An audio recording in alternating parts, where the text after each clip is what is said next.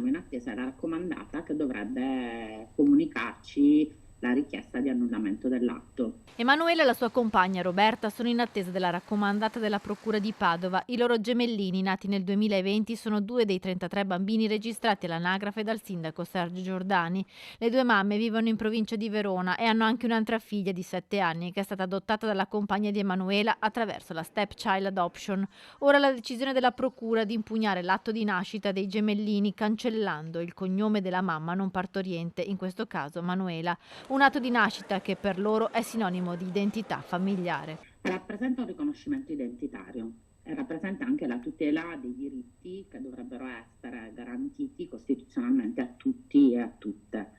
Noi siamo abbastanza serene, ti dirò, siamo forse più arrabbiate che preoccupate, perché troviamo veramente incredibile quello che si sta verificando. Lo riteniamo un atto omofobico, grave, gravissimo, perché non ci sono i presupposti normativi per quello che sta succedendo. Noi non abbiamo violato nessuna legge, non c'è nessuna legge che ci impedisce di avere figli. Per i bambini il cognome è importante, fa parte della loro persona. Loro hanno 3 anni, tra qualche giorno, quindi non sono piccolissimi. Se tu gli chiedi come si chiamano, loro ti dicono il loro nome accompagnato dal doppio cognome. Il mio è quello della mia compagna.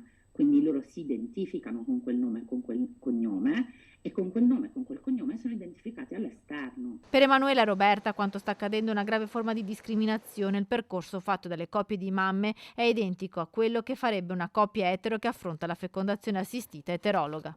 Questi bambini, i miei 3 figli, se non ci fosse stata una volontà e un'intenzionalità da parte mia e di Roberta, non sarebbero mai venuti al mondo. Non sarebbero venuti al mondo con un padre e una madre, non ci sarebbero mai stati. Quindi quelli sono miei figli prima ancora che nascessero. Mi si chiede di adottarli perché se ha una coppia etero questo non è richiesto.